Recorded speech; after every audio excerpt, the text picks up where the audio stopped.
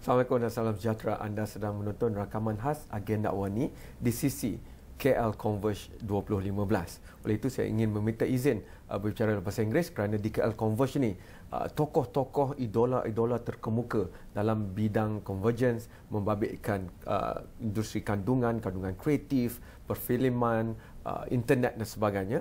And I would like to welcome Mr. Andrew Mason to this short conversation that we're going to have. Never enough time with great people. I'm going to put the speed on here. I would like to ask many things to you. The movie we're going to maybe see being made next year. But as a fan myself, and there's many fans in Malaysia of the Matrik trilogy, and you practically was behind it in the sense where you can tell us the story behind. And I've always been interested about the Matrik because that was one of the last century's movie where the East and the West meet in terms of creative content. And so if you can give some secrets behind that we never knew before about the Matrik to us. Well, first I should say that I was a producer on this trilogy, but I was one of a group of producers. That Joel Silver is the originating producer and the main producer of the whole series, and another Australian, Grant Hill, became the main producer for the sequels, and another American, Barry Osborne, was involved with the first film. So there's always a group of people involved in any of these things, but I actually was responsible for convincing the Wachowskis and Warner Brothers that coming to Australia to make the film was a good idea. And I kind of think that because that was a long way away from Hollywood, yes, and there were economic benefits to filming in Australia, so that for Warner Brothers the cost of this movie was not so high, and it was something then that they could kind of, they knew about it, and Lorenzo de Buenaventura, who was the president at the time of Warner Brothers, he was a big fan and he'd been very encouraging, and you know, they were supportive of the film, but they didn't pay, they weren't very oppressively present. They let the Wachowskis have a bit of freedom, and the distance helped that as well. As a background, there was an issue from the reading of the script of the cost involved that I read about, because there were so many action-packed scenes. That's true, and originally they had they'd wanted to film it in Chicago, which is their hometown, but the cost of doing that was very high, and the studio said, well, this is unusual, this material, it's slightly strange, we don't really understand exactly what the market will be for it, so that's too much money. And so what moving it to Australia offered was a situation in which it could be made for a lot smaller an amount, so that meant that Warner Brothers were happy to take a bigger risk. And those things are always tied together. You know, the more money that is at stake, the less risk people want to take. But it's precisely because they were prepared to take the risk, and because it was all being made at a distance, that there was this excitement about making it. And I think those things make their way onto the screen. I think that all the Australian crew who worked on it, was a 99% Australian crew. They had all worked on Babe and on Dark City, and now came the Matrix, and they were all excited about the idea of working on these bigger science fiction films that were really different sorts of material.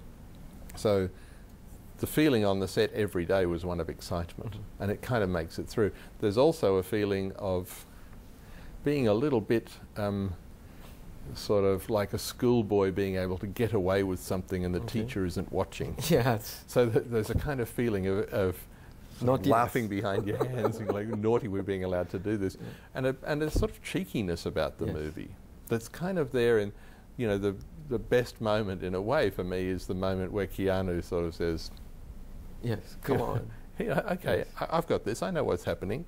Bring it on." And that's the feeling that comes through the whole movie, and I think that's what affected a lot of people when they first saw it. They hadn't seen that feeling from a film for a long time. The Asian element on it, because we know the manga inspirations and stuff, but to gel it all together in one movie to meet Hollywood standard, but also, you know, very pleasing to this side of the world. I think that was such a big jump. Well, that's the influence of two things. First of all, the Wachowskis were huge fans of Asian cinema, and they had absorbed it from the moment they could. They knew everything about every movie ever made in Hong Kong. They knew all the Japanese films, and they knew who they wanted to work with. So they knew that Wu Ping was the guy who they needed to choreograph the fight sequences. And Barry Osborne, who was the producer who was there all day, every day, he had a vast experience of having worked in Asia. In fact, he'd been the production manager for Apocalypse Now. So this is a guy with a lot of experience. In the jungle, and he knew all of the people in Hong Kong as well. So between all of those people, they were able to bring Wu Ping and a team of about 12 people to Australia, so that feeling of the way the fight sequences were done reflected a blend between the graphic novel world and the Hong Kong action movies. So. I would think that the challenge was because whatever was the preparation, at the end of the day, the cast, they've got to make it alive on screen. Yes. So to get them super fit, to make them be able to run up walls practically, you know, and turn over. I mean, how did, you know, the whole set become like that? And to get the main actors, and these are big names like Keanu Reeves, Carrie-Anne Moss, to throw in that much into the movie and believe in it and actually can see how it will come out. Well, they were prepared to put in a vast amount of preparation time. They probably spent about 4 months of 5 days a week in the gym and the rehearsal space, working and working and working, and in difficult circumstances. Hugo Weaving had to have an operation on his back during the time, and Keanu Reeves was still suffering from 2 vertebrae that had to be fused because of a motorcycle accident he'd had. So these people were prepared to put up with a lot of discomfort to be able to do this, and you only get that level of smoothness and beauty to the action from endless rehearsal. It doesn't happen casually. It's just that they're prepared to do the work. I have to go for the first commercial break, but once we are back, you know, I want to talk more about the technology side, because I think that's very important moving forward in any narrative. But maybe we should just ask Andrew the question whether can Malaysia really create a cinematic story for the global audience, because that's what many people around the world who's not in Hollywood or not in Bollywood want really to be able to push their narrative out there. And what's the best way and advice that you could give us who's still learning a lot of ropes to be tied in order to generate that? We'll get the best idea of Andrew after this.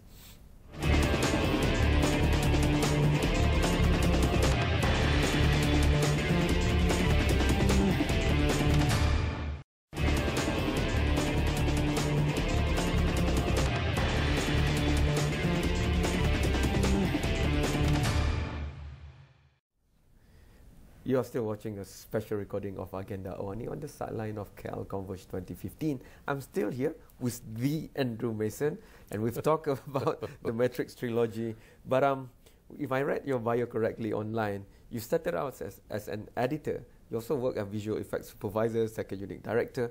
But when I look at the kind of narrative that you ally yourself to, you know, The Crow, Dark City, these are not just normal creatives, you know. I'm sure there's something that you always make sure will be in the project that you'll be involved with. Well, I'm interested in stories that have a human centre, that generally are positive in the message they leave, but I'm not afraid of the dark side. I think you can tell a positive story in a dark environment. And I also think that you can excite people's imagination with stories set in strange places or alternate universes. And I think if you, as a filmmaker, if you can contribute to the process of having somebody's imagination sparked and giving them maybe the germ of one positive thought, that's all that you could hope for. And that's a pretty good thing to have achieved. If you manage to do that and earn a living while you're doing it, that's a great life. Can that be a first start for Malaysians wanting to push the creative to the global audience from here? Well, the global audience, I think any audience, is always going to respond to great stories. And it doesn't matter really where the story comes from. And stories, in the end, all have a human centre, because we're only a little bit interested in stories about ants. Not very much, actually. Agree. And sometimes there are films about ants, but they're ants acting like humans. Unless it's the Ant-Man. Yes, that's true. So, you know, human beings are kind of the same all over the world, and the interest lies in what are the differences in each culture that somehow show us the same qualities for a human being. And you know, there is a global audience wanting to see stories from all over the world. So in the end, the films that catch the imagination of the world will be the ones with the best story, the story that truly moves the heart of people. So it has to start with the story. It has to start with as much effort as possible on the screenplay. Now, actually, I think there is a little bit of a difference between Western storytelling and Asian storytelling. I think it's not true of everything, but I think there's generally a thing where Asian storytelling is interested in the journey and who you met along the journey and what you did as you went along the journey, and not so interested in where you will end up and what happened when you got there. Whereas Western storytelling is entirely focused on the destination. And the journey is just something to get you to that outcome.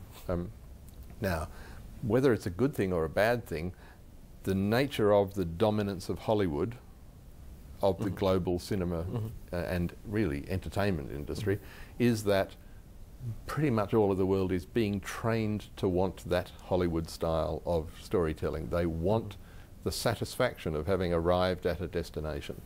So you kind of have to start from working on screenplays to know that you can tap into that same appetite, that same storytelling methodology. How much of an effort, if you can share, because before this recording we had a short discussion, and sometimes a matter of years to look at a script, for example.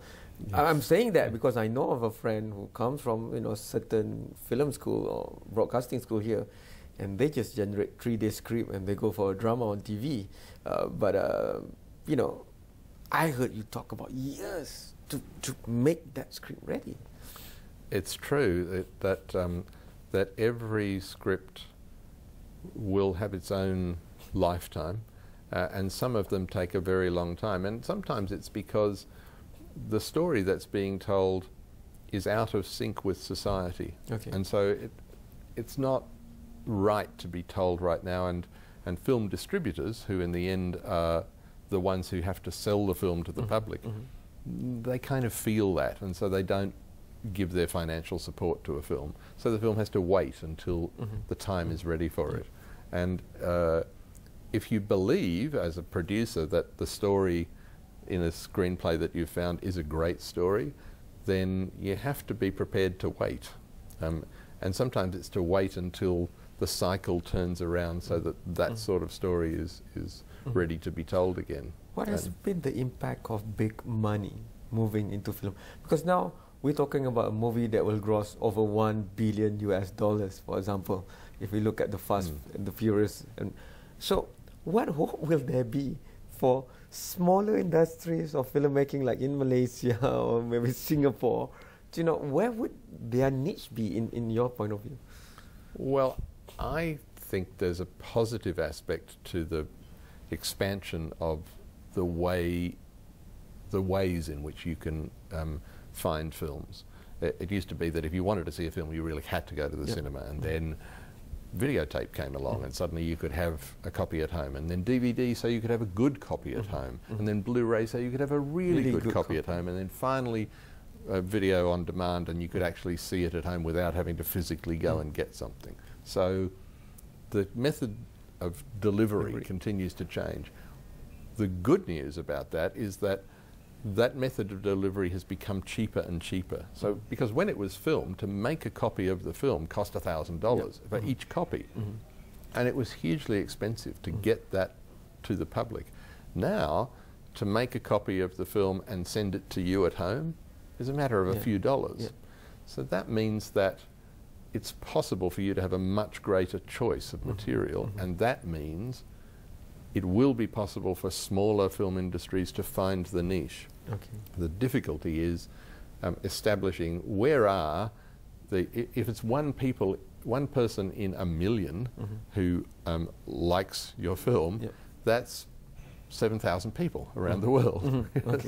So, you know, that's the math. That's an audience, you know. So, but you have to find those 7,000 people. How do you find them? So there becomes a different set of problems, but I think that the opportunities are greater. Okay, I'm going to go for the last break, but once we are back, let's come back to the present. And Andrew has got a lot of exciting things going on, and he has a lot of meetings around, even in Kuala Lumpur. And I want to ask about you know, a storyline that maybe starts in Singapore but then moves to Malaysia. That sounds like a good plot line for a movie. And maybe Andrew can share with us his upcoming project that we can look out for right after this short break.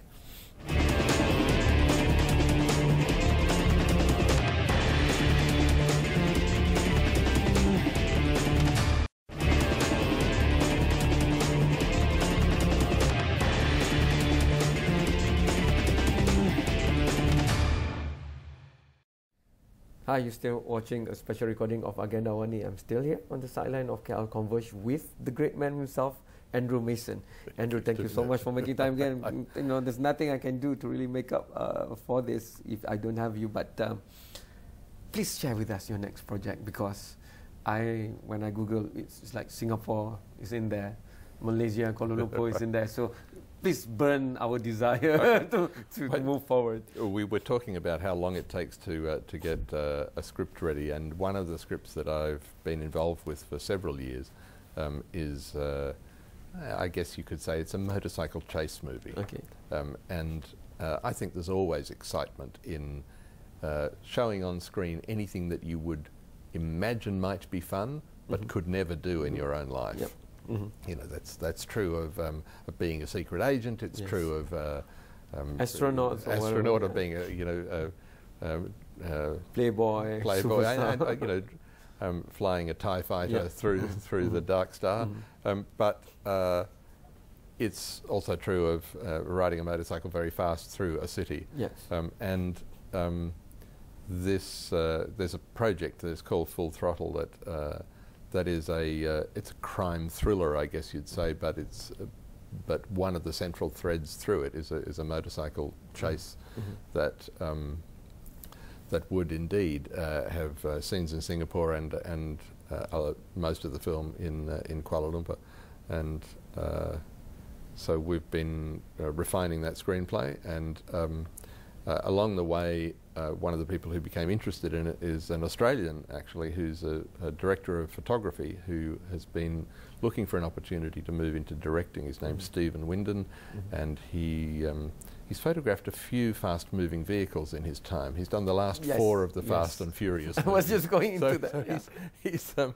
He knows how that works, and he's an enormously talented human being, and it's very exciting to be working with someone like him. Like all projects at this stage, it's one of those things where you're constantly trying to line up various elements, and we're sort of in the hands of the gods always as to when particular actors decide that they like it, or circumstances become right. But it's an exciting thing, and you know, being here for KL Converge, it seemed like an opportunity to talk to a few people and refresh my memory of KL, because I realised as I got off the plane that it was 30 years since I'd been here. I'd been here in the mid-80s working on TV commercials. The producer of this recording, Zoe, has not been born yet. I'm sorry, yeah. Well, but I'm excited because, you know, the last Mission Impossible didn't do justice to Malaysia. We saw KL Tower. Yeah, just for a moment, yes. Full Throttle is going to bring it down to the street level where the humidity and the tarmac and all those.